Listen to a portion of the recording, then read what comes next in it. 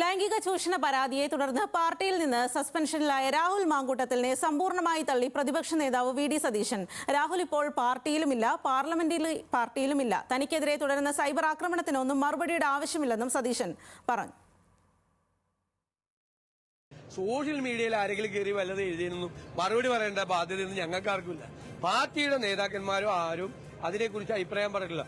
Party ഉചിതമായ സമയത്ത് ഉചിതമായ തീരുമാനമെടുക്കും. അത് KPCC പ്രസിഡന്റ് നിങ്ങളെ അറിയിക്കും. അത്രയല്ലോ. അല്ല, അത് അറിയിക്കും. അദ്ദേഹം സസ്പെൻഡ് ചെയ്ത്, അദ്ദേഹം പാർലമെന്ററി പാർട്ടിയുടെ ഭാഗമല്ല. സസ്പെൻഡ് ചെയ്ത് പാർട്ടിക്ക് പുറത്താണ്, പാർലമെന്ററി പാർട്ടിക്കും പുറത്താണ്. ഞങ്ങളുടെ പാർലമെന്ററി പാർട്ടിയിലില്ല. എന്നാൽ സതീശന്റെ അത്ര കടുപ്പിക്കുന്നില്ല KPCC പ്രസിഡന്റ് സണ്ണി ജോസഫ്. രാഹുൽ മാങ്കൂട്ടത്തിന് നിയമസഭയിൽ പങ്കെടുക്കാൻ നിലവിൽ അയോഗ്യതയൊന്നുമില്ല. എന്ത് വേണമെന്ന് രാഹുലിന് തീരുമാനിക്കാമെന്നും സണ്ണി ജോസഫിന്റെ നിലപാട്. അദ്ദേഹത്തിന് ഒരു MLA എന്ന നിലയ്ക്ക് സഭയിൽ പങ്കെടുക്കുന്നതിന് അയോഗ്യതയില്ല.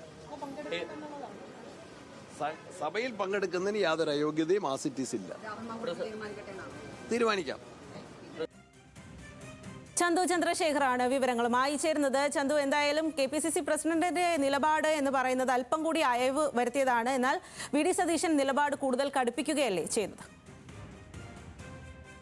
ലൈംഗിക ചൂഷണ പരാതിയിൽ രാഹുൽ മാങ്കൂട്ടത്തിനെതിരെ സ്വീകരിച്ച നടപടി അത് കൃത്യമാണ് എന്ന നിലപാട് ആവർത്തിക്കുകയാണ് പ്രതിപക്ഷ നേതാവ് വി.ഡി. സതീശൻ. അദ്ദേഹം പ്രധാനമായും പറയുന്നത് ഇത് ഏകകണ്ഠമായ നിലപാടാണ്. ഇത് കോൺഗ്രസിനകത്ത് ചർച്ച ചെയ്തതിന് ശേഷം സ്വീകരിച്ച ഏകകണ്ഠമായ നിലപാടാണ്. അതുകൊണ്ട് ആ നിലപാട് തന്നെയാണ് പ്രധാനമായും അദ്ദേഹം കഴിഞ്ഞ ദിവസങ്ങളിലൊക്കെ തന്നെ ആവർത്തിക്കുന്നത്. ഇപ്പോൾ നിയമസഭാ സമ്മേളനം വരാനിരിക്കുകയാണ്. തിങ്കളാഴ്ച നിയമസഭാ സമ്മേളനം ആരംഭിക്കാനിരിക്കെ നിയമസഭാ സമ്മേളനത്തിൽ രാഹുൽ മാങ്കൂട്ടത്തിൽ പങ്കെടുക്കുമോ ഇല്ലേ എന്ന ചോദ്യമാണ് പ്രധാനമായും ഉയരുന്നത്. എന്തായാലും പാർലമെന്ററി പാർട്ടിയിൽ നിന്നടക്കം സസ്പെൻഷൻ ലഭിച്ച സാഹചര്യത്തിൽ നിയമസഭാ സമ്മേളനത്തിൽ അദ്ദേഹം പങ്കെടുക്കേണ്ടതില്ല എന്ന നിലപാടാണ് വി.ഡി. സതീശൻ ആവർത്തിക്കുന്നത്. അല്ലെങ്കിൽ അത്തരത്തിലുള്ള സൂചനകളാണ് അദ്ദേഹം നൽകുന്നത്. എന്നാൽ രാഹുൽ മാങ്കൂട്ടത്തിനെ അനുകൂലിക്കുന്ന ഒരു വിഭാഗം സൈബർ കേന്ദ്രങ്ങളിലടക്കം ശക്തമായി തന്നെ രംഗത്തുണ്ട്. രാഹുൽ മാങ്കൂട്ടത്തിനെതിരെ ഒരു ഗൂഢാലോചനയുടെ ഭാഗമാണെന്നും ആ ഗൂഢാലോചന നടക്കുന്നത് പ്രധാനമായും പ്രതിപക്ഷ നേതാവ് വി.ഡി. സതീശൻ, മുൻ പ്രതിപക്ഷ നേതാവ് രമേശ് ചെന്നിത്തല